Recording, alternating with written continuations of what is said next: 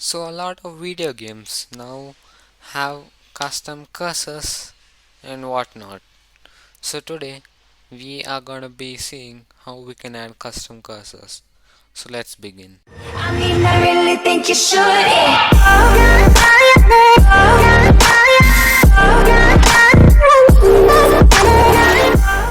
So in here in my sample scene I don't have anything, and down here there are few assets which you can get from the link in the description. So now let me go under game object and let me create an empty. Note that you can also right click and create empty. So now I'm going to rename it to game manager, and then I'm going to add a game manager script to it.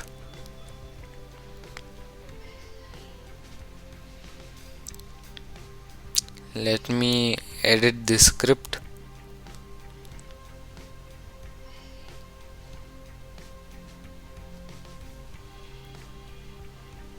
So now we are going to hard code the cursor into the computer.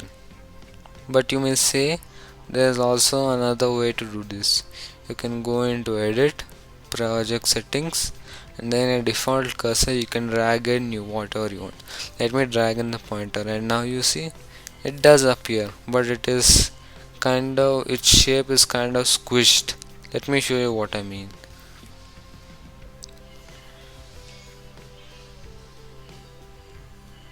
So now under variables we create a public text 2D and call it pointer.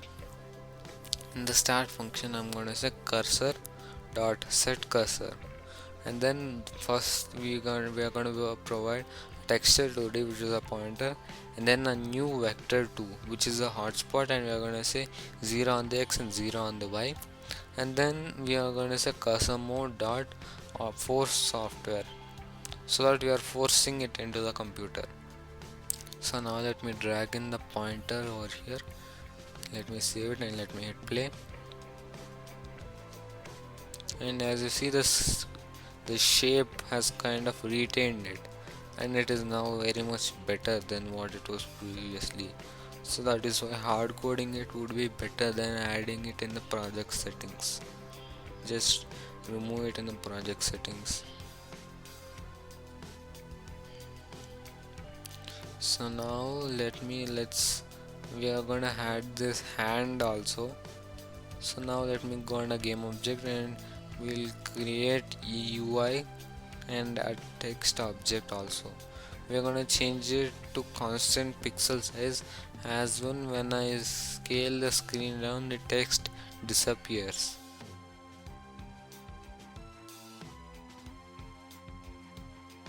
So let me change the scale with screen size, and then the text disappears because it went out of the canvas. So let me scale the text, and I'm going to change it to main menu. I'll increase the font size a bit and center on the X and Y. I'll increase a bit more, and I'll move its position.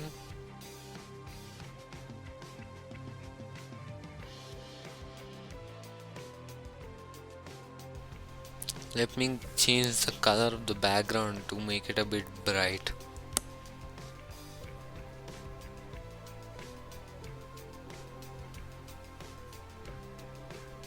Let me create a button now.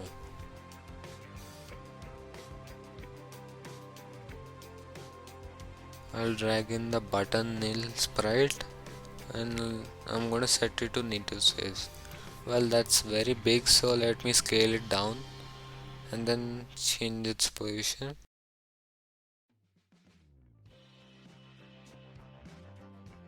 Let me scale it a bit more.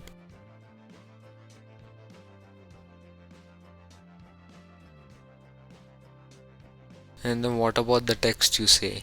It's under this game object itself, and then we can change the font size to increase the text. I'm going to change it to play instead of button, and then I'm going to change its name to play button. and now I hit Ctrl D to duplicate it and move it, and this will be our quit button.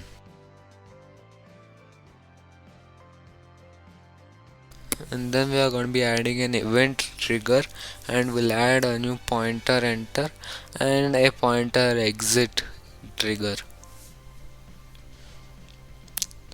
And now let me just copy this component. You can copy and paste components to a different game object, so you can again paste as new and it'll appear as a new component. Let me go to the game manager script. Let me create another texture 2D and I'll call it hand. And let me create two functions, void set hand and void set pointer, which do nothing but they just change the cursor. Now I'm going to copy paste this, and instead of the pointer I'm going to say hand, and then in the next function void set pointer I'm going to set it to pointer itself.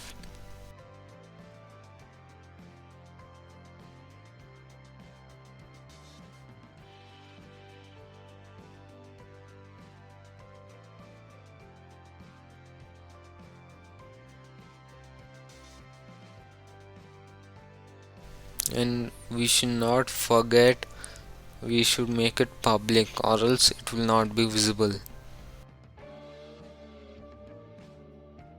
And then we can just call set pointer instead of calling such a big line, and that's it.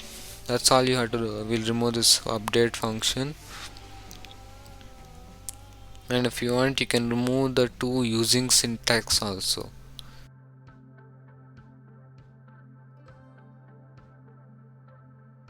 Back in Unity,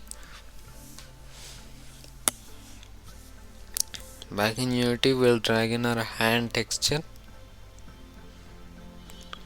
and under the play button in the pointer enter and point exit, we'll hit the plus button and drag in our game manager game object into the empty slots. And under no function we can go under game manager, and you see our two functions are visible. So whenever the pointer enters we want to call set hand, and whenever the pointer exits we want to call set pointer.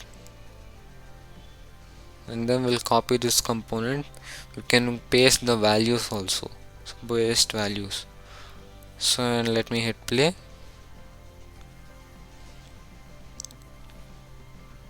and you see it works perfectly fine,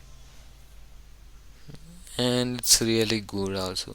Let me make it a bit much easy, and over here instead of the color tint we are going to set sprite swap, so you can swap the sprite also. Button active I'll drag into highlighted, and then the button selected I'll drag into selected, and button nil into the disabled sprite, and the selected again into the pressed.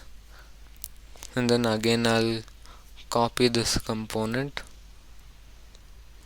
and I'll paste it onto the other one.